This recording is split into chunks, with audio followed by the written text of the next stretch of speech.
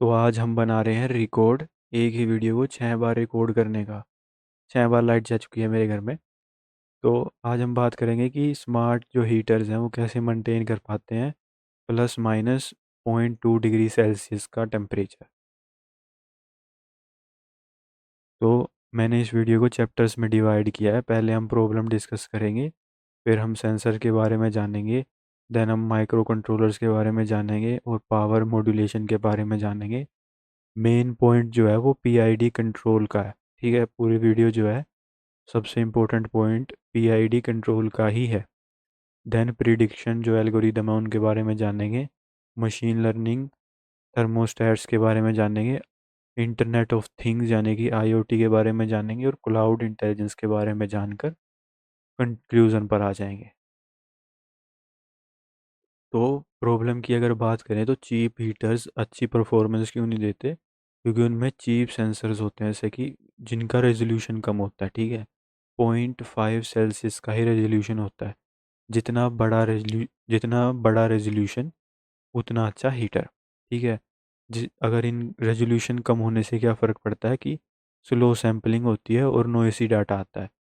ठीक है, और पीआईडी जो है वो नॉइसी डाटा को भी हेल्प करता है स्मूथ बनाने में। ठीक है, प्रिडिक्शन करने में और एक्चुअल जो रियलिटी में टेम्परेचर है वो जानने में, वो हम लेटर डिस्कस करेंगे। सेकंड इसमें होता है कि मैकेनिकल रिले होता है। अगर मैकेनिकल रिले को मोटा मोटी जाने तो स्विच है। ठीक है, जैसे हमारा बिजली का स्विच होता है, या फिर ऑन रहता है या फिर ऑन रहता है। ठीक है, प्रोपोर्शनल चेंज नहीं कर सकते, यानी कि परसेंटेज में चेंज हम नहीं कर सकते। ऐसा नहीं है कि 60% पे हीटर चलेगा या फिर 40% पे चलेगा, या तो बिल्कुल ही ज़्यादा हीट फुल स्पीड पे चलेगा या फिर चलेगा ही नहीं। देन ये यूज़ करते हैं बेसिक हाई हाइस्टेरेसिस लॉजिक का। ठीक है, यानी कि या तो ऑन रहेगा या फिर ऑफ रहेगा। ठीक है, मैक्सिमम और मिनिमम टेम्परेचर इनमें सेट रहते हैं। तो जब इस वजह से जो है वो ओवर शूट हो सकता है, यानी कि मान लो कि टेम्परेचर जो हमने सेट किया था वो नहीं है, तो ये एकदम से फुल स्पीड पे चलने लग जाएगा। ठीक है, जिससे ओवर शूट हो सकता है 2-4 डिग्री का। ओवर शूट का सीधा सा मतलब है जो हमने टारगेट रखा था उससे ज़्यादा गर्म हो सकता है। ठीक है, और इसमें कोई फोरकास्टिंग टेक्नोलॉजी भी नहीं होती। फोरकास्ट नहीं कर सकता कि हम कितने टाइम में और कितने परसेंटेज चेंज करने से जो है हमारा रूम गर्म हो सकता है। ठीक है, तो कोई फोरकास्टिंग टेक्नोलॉजी या फिर इंटेलिजेंस इसके अंदर नहीं होती चीप हीटर्स के अंदर। देन इसके सेंसर्स की बात करेंगे तो एनटीसी थर्मोस्टर्स का यूज़ होता है, जो मोस्ट कॉमन होते हैं। इनकी खास बात ये होती है कि ये फास्ट होते हैं, चीप होते हैं, एक्यूरेट होते हैं, और ये जो है टेम्परेचर सेंसिटिव रजिस्टर्स होते हैं, बेसिकली टेम्परेचर को सेंस करने के लिए। ठीक है, और ये रेजिस्टेंस का यूज़ करते हैं टेम्परेचर में कितना इंक्रीज़ हुआ डिक्रीज़ हुआ उसको कैलकुलेट करने के लिए।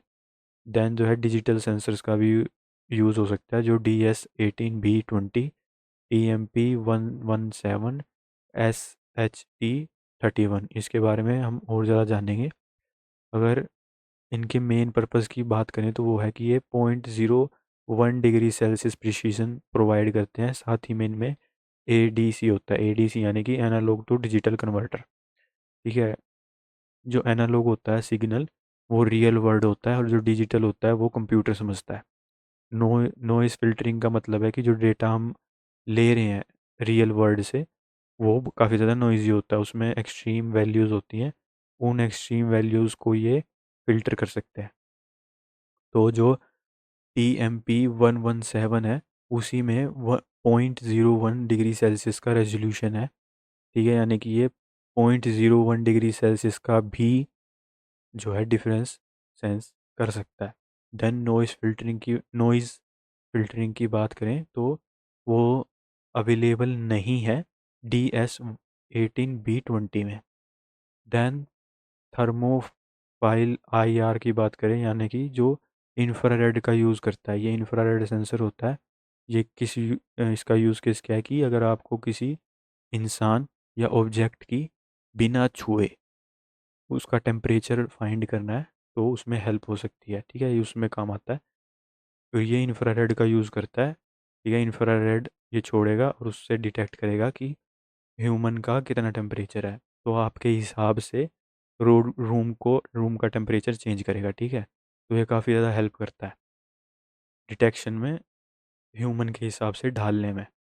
देन ह्यूमिडिटी जो सेंसर होते हैं वो ऑप्शनल होते हैं, आप लगा भी सकते हैं, नहीं भी लगा सकते। इनके कॉमन टाइप है कैपेसिटिव सेंसर, जिसमें दो प्लेट होती हैं, दो प्लेट के बीच में ह्यूमिडिटी लगने से या होने से कैपेसिटेंस में चेंज होता है, उससे ये सेंस कर लेता है कितना हीट है या कितनी ह्यूमिडिटी है बेसिकली। रेजिस्टिव सेंसर जो होते हैं वो रेजिस्टेंस का यूज़ करते हैं चेंज टेम्परे जो ह्यूमिडिटी चेंज है उसको मापने में। थर्मल कंडक्टिव सेंसर सबसे बेस्ट होते हैं क्योंकि ये एक्चुअल में थर्मल कंडक्टिविटी में चेंज फाइंड आउट करते हैं। कैसे? इसमें दो प्रोब होते हैं, एक तो होता है जो एयर में है, रियल जो एयर है, आउटसाइड एयर है उसमें है। दूसरा जो है वो एक सील्ड ड्राई रेफरेंस गैस में होता है, ठीक है। जो ड्राई गैस है उसके रेफरेंस से उसको स्टैंडर्ड मार के मान के ये एक्चुअल जो एयर है उसमें डिफरेंस करता है कि जो एक्चुअल है माइनस स्टैंडर्ड कितना फ़र्क है। इसीलिए इसको एब्सोल्यूट ह्यूमिडिटी फाइंड करने का सेंसर बोलते हैं। और ये मोस्ट कॉमन होते हैं HVAC सिस्टम्स में, ठीक है। ये क्यों ज़रूरी है? अगर आपको लंबे टाइम तक हीटर यूज़ करना है तो, क्योंकि अगर आप ह्यूमिडिटी का ख्याल नहीं रखते तो गर्म हवा जो होती है वो जनरली ड्राई होती है, ठीक है, और वो आपके स्किन से या आपके फेफड़ों से जो है ह्यूमिडिटी खींच लेगी, तो आपके फेफड़ों को भी नुकसान हो सकता है, आपकी स्किन को ड्राईनेस फील हो सकती है स्किन पे। तो अगर लॉन्ग टर्म में यूज़ करना है हीटर को तो ये होना चाहिए, लेकिन ऑप्शनल है। तो यहाँ पर सेंसर का चैप्टर एंड होता है। अब माइक्रो कंट्रोलर की बात करें तो ये ब्रेन होते हैं। मैंने कुछ माइक्रो कंट्रोलर लिखे हैं। अगर पहले माइक्रो कंट्रोलर की बात करें तो ये वाईफाई और आईओटी में यूज़ होता है, यानी कि कम्युनिकेशन में। दूसरा जो है मैंने लिखा हुआ है STM32 arm corn cortex M, ठीक है। ये यूज़ होता है हाई प्रिसीजन में, अगर आपको हाई प्रिसीजन टेम्परेचर की सेंस करना है तो। PIC32 और 8T मेगा जो है वो यूज़ होता है बजट कंट्रोल में, यानी कि आपको सस्ते में काम निपटाना है तो। देन NXP काइनेटिक्स और PIC32 जो है वो इंडस्ट्रियल ग्रेड है। इंडस्ट्रियल ग्रेड का मतलब क्या है कि ये रोबस्ट होता है। बाकी सब सेंसर जो हैं वो हो सकता है ख़राब हो जाएं किसी भी फैक्टर से, लेकिन ये नहीं होगा। इसमें पेरिफेरल भी होता है। पेरिफेरल का मतलब होता है कि आपको कुछ और चीज़ें इसमें ऐड ऑन करनी पड़ेगी, हो सकता है कोई एंटीना या फिर कोई और चीज़, ठीक है। जैसे हम कंप्यूटर में कीबोर्ड ऐड करते हैं, माउस ऐड ऑन करते हैं, तो वो एक्सटर्नल चीज़ें हैं, अपने हिसाब से कस्टमाइज। तो ये क्या क्या करता है काम, ये रीड करते हैं सेंसर को, ठीक है। जो सेंसर से डाटा आ रहा है उनको रीड करते हैं, मैथमेटिकल जो मॉडल्स होते हैं उनको रन करते हैं, ठीक है। बेसिकली कंप्यूट करते हैं सिग्नल्स को। कम्युनिकेशन में हेल्प करते हैं वाईफाई से, जो आईओटी और वाईफाई होता है। ब्लूटूथ की मदद से, वाईफाई और ब्लूटूथ की मदद से आईओटी डिवाइसेस को कनेक्ट करने में हेल्प करते हैं, प्रिडिक्ट करते हैं टेम्परेचर को, ठीक है। ट्रेंड एनालिसिस में हेल्प करते हैं। देन ये क्या होता है, बेसिकली स्मार्ट कंप्यूटर होता है, फिर छोटा ब्रेन की तरह आप मान सकते हैं। और ये इसके अंदर जो है इनफ कंप्यूटिंग होनी चाहिए पीआईडी लूप्स को चलाने के लिए, क्योंकि पीआईडी लूप्स जो है वो 1 सेकंड में 100 बार तक जो है पीआईडी का एनालिसिस करते हैं। देन सैम्पलिंग जो है 50 से 100 मेगाहर्ट्ज तक की होनी चाहिए, ठीक है। हर्ट्ज तक की होनी इसमें एनालाइज करने की पावर होनी चाहिए। जन ADC जो रेजोल्यूशन होना चाहिए 12 से 16 बिट तक ये हैंडल कर सके। तो यहाँ पर माइक्रो कंट्रोलर का जो पार्ट है वो ख़त्म होता है। देन एक और चीज़ होती है PWM जो होता है वो पल्स विड्थ मॉड्यूलेशन होता है, यानी कि हम जो फ्रीक्वेंसी है, ठीक है, कोई भी इलेक्ट्रिकल सिग्नल होता है उसमें फ्रीक्वेंसी में चेंज होता है, ठीक है। तो ये हम DC में यूज़ करते हैं, ठीक है। हम इस जो AC में यूज़ करते हैं वो माइक्रो कंट्रोलर वगैरह का यूज़ कर सकते हैं, लेकिन DC में जो है वो हम PWM का यूज़ कर सकते हैं, अगर आप DC हीटर्स को यूज़ कर रहे हैं तो। ये भी वही काम करता है कि परसेंटेज चेंज करता है, ठीक है, प्रोपोर्शनल चेंज करता है। यानी कि मुझे 60% पे हीटर चलाना है, PWM करके देगा, ठीक है। 40 पे चलाना है, PWM करके देगा। तो PWM एक टेक्निक होती है कंट्रोल करने की एवरेज पावर डिलीवर्ड, ठीक है।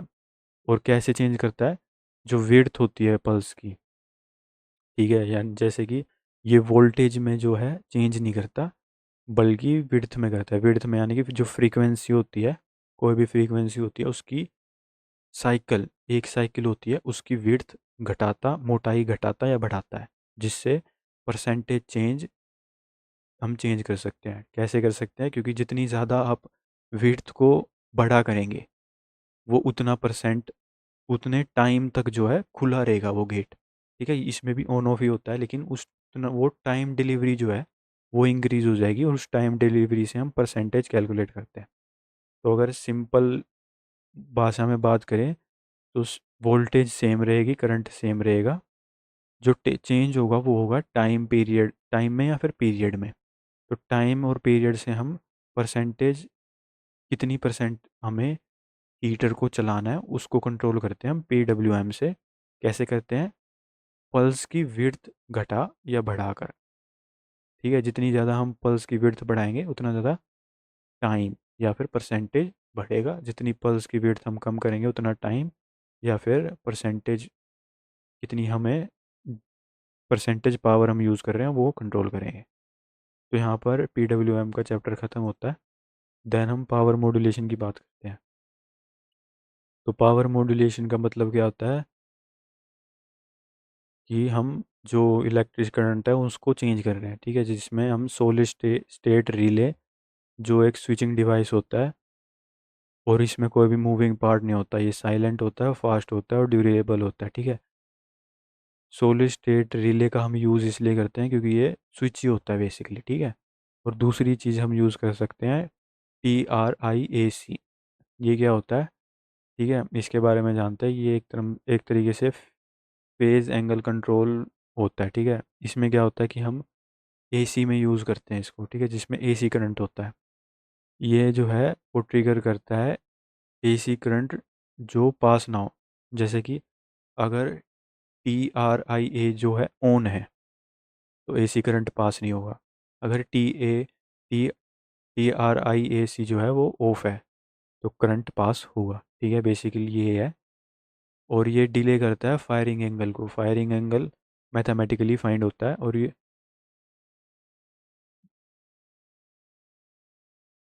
अगर फायरिंग एंगल लंबा है, ठीक है, तो फायरिंग एंगल लंबा है तो TRIAC लंबे टाइम तक ऑन रहेगा और करंट जो है वो कम पास होगा। अगर हम फायरिंग एंगल कम रखते हैं तो जल्दी जल्दी TRIAC ऑन ऑफ होगा, जिससे ज़्यादा से ज़्यादा इलेक्ट्रिसिटी पास आउट हो जाएगी सर्किट में से। तो हम इससे अलाउ कर सकते हैं, या तो हम ज़ीरो पावर लेवल पे भी ले जा सकते हैं हीटर को, और 100 पावर लेवल तक भी ले जा सकते हैं AC, अगर AC करंट है तो, ठीक है, AC हीटर है तो, ठीक है। तो हमने क्या सीखा कि TRIAC जो है वो ब्लॉक करता है करंट को, ठीक है। और जितना ज़्यादा फायरिंग एंगल बढ़ा उतना कम जो है इलेक्ट्रिसिटी पास आउट होगी, और जितना फायरिंग एंगल कम उतना जो है ज़्यादा इलेक्ट्रिसिटी पास आउट होगी TRIAC को ट्रिगर करके। अगर हम PID कंट्रोल की बात करें, ठीक है, जो एक्चुअल में हम मेन पॉइंट है इस वीडियो का, तो वो क्या है, एक एल्गोरिदम है जो रोबोटिक्स, ड्रोन, ऑटो पायलट्स और इंडस्ट्रियल मशीन में यूज़ होती है, ठीक है। ये क्यों यूज़ होती है, क्योंकि हम इससे जो है प्रोपोर्शनल चेंज कर सकते हैं किसी भी चीज़ में, ठीक है। मोटर में भी यूज़ हो सकता है, ड्रोन्स में भी, किसी भी चीज़ में, इवन हीटर में भी यूज़ हो सकता है कि हम क्योंकि ये एल्गोरिदम है, ठीक है। ये जो प्रोपोर्शनल होता है, P से बनता है प्रोपोर्शनल, यानी कि how wrong are we right now, कि हम हमारा एरर कितना है। इसमें हम एरर कैलकुलेट करते हैं। एरर कैलकुलेट कैसे करते हैं कि जो स्टैंडर्ड सेट है माइनस एक्चुअल टेम्परेचर कितना है, उससे एरर फाइंड होता है, और उससे हम पता लगाते हैं कि टेम्परेचर में डिफरेंस कितना है, यानी कि स्टैंडर्ड जो हमने सेट किया है और एक्चुअल है उसमें डिफरेंस कितना है। देन इंटीग्रल जो आई से होता है इंटीग्रल, तो इसमें हम फाइंड करते हैं कि कितने टाइम पीरियड में हम स्टैंडर्ड को हिट कर जाएंगे, ठीक है। बेसिकली इसमें हम टाइम का फाइंड करते हैं कि कितने टाइम पीरियड में हीटर जो है हमारी अपनी स्टैंडर्ड सेट, जो स्टैंडर्ड सेट है वो हिट कर जाएगा। देन डी से बनता है डेरिवेटिव। डेरिवेटिव का मतलब होता है कि फ्यूचर प्रिडिक्शन, बेसिकली प्रिडिक्शन, ठीक है, कि कितने फ्यूचर में कितने मिनट्स लगेंगे हीटर को अपना टास्क पूरा करने में। तो पीआईडी जो है वो 10 से लेके 100 टाइम पर सेकंड तक जो है माइक्रो एडजस्टमेंट करता है। इसलिए माइक्रो कंट्रोलर जो है वो काफ़ी ज़्यादा तगड़ा होना चाहिए, जिसके बारे में हम पहले बात कर चुके हैं। तो यहाँ पर पीआईडी का ख़त्म हो चुका है और प्रिडिक्टिव एल्गोरिदम का चैप्टर शुरू होता है कि प्रिडिक्टिव एल्गोरिदम है क्या। बेसिकली ये फ्यूचर के बारे में प्रिडिक्शन करना है, ठीक है। क्यों? क्योंकि पीआईडी अपने आप में ही इनफ नहीं होता। उसके लिए हमें, अगर हम स्मार्ट हीटर की कैलकुलेशन करनी है, जो डी टी जो भी है, ये डी टी और डी टी दोनों सेम ही है, मतलब rate of change of temperature, अगर हमें respective of time find out करना है तो हमें प्रिडिक्टिव एल्गोरिदम भी डालनी पड़ेगी, जो बेसिकली सॉफ्टवेयर में डलती है। पीआईडी भी सॉफ्टवेयर में ही डलता है। और इसमें जो है हम थर्मल इनर्शिया भी कैलकुलेट करते हैं, ठीक है। थर्मल इनर्शिया क्या होता है? हीटर फाइंड आउट करता है कि रूम कैसा है, या फिर आपका जो एनवायरनमेंट आप जिसमें हीटर को रखे हुए हो वो कैसा है, ठीक है। और आप जो टेंडेंसी है उस ऑब्जेक्ट की, जैसे कि मैंने यहाँ पर पीसी रखा हुआ है, पीछे सोफ़ा है, तो ये कितनी हीट अपने आप में अब्जॉर्ब करते हैं और कितने टाइम तक सस्टेन कर सकते हैं हम हीट को कमरे के अंदर, ठीक है। तो थर्मल इनर्शिया का मतलब होता है कि कोई भी चीज़ कितने टाइम तक हीट कैरी कर सकती है या फिर लूज़ कर देती है कितने टाइम पर।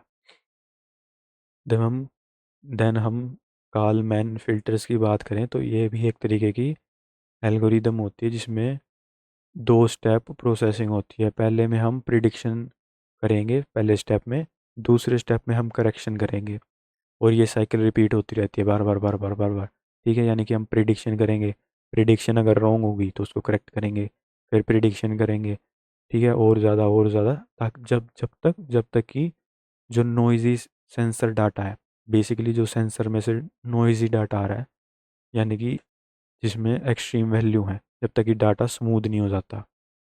बेसिकली डाटा स्मूथ करते हैं इससे। देन मॉडल प्रिडिक्टिव कंट्रोल जो होता है वो हाई एंड हीटर्स में होता है और थर्मोस्टैट्स में होता है, ठीक है। इसका जैसे कि एग्जांपल है नेस्ट, टैडो और सिमुलेट, जो ये सिमुलेट करता है फ्यूचर को कब तक? 10 से 20 मिनट तक। मतलब काफ़ी बम बम है इसका, ठीक है, सिस्टम। यानी कि ये सिमुलेशन रन करेगा, ठीक है, सिमुलेशन रन करके देखेगा कि एक्चुअल में कितने टाइम लगेगा हमें फ्यूचर में हीटर को अपना स्टैंडर्ड हीट करने के लिए, ठीक है। तो ये सिमुलेशन रन करता है, ठीक है। इसका सिस्टम वही है कि प्रिडिक्ट ही करेगा, लेकिन किस जरिए से करेगा? सिमुलेशन रन करके। तो यहाँ पर प्रिडिक्टिव एल्गोरिदम का चैप्टर ख़त्म होता है। तो अदर चैप्टर की एक ही में काम करते हैं कि मशीन लर्निंग। मशीन लर्निंग क्या है कि आपका हीटर आपकी एक्टिविटी लर्न करता है, ठीक है। आपका एनवायरनमेंट कैसा है, आपका रूम कैसा है, सन की पोजीशन कैसी रहती है, ठीक है। सन में से कितनी आपके कमरे के अंदर ही जो है रोशनी आ रही है सन की। देन वेदर कंडीशन आपके यहाँ कैसे रहता है, ठंडा है, गर्म है, ह्यूमिडिटी कितनी है, कैसा, मतलब आपके बारे में जानता है, ठीक है। आप कितनी बार घर से बाहर जाते हो, कितनी बार आपके कमरे का दरवाज़ा खुलता है और बंद होता है।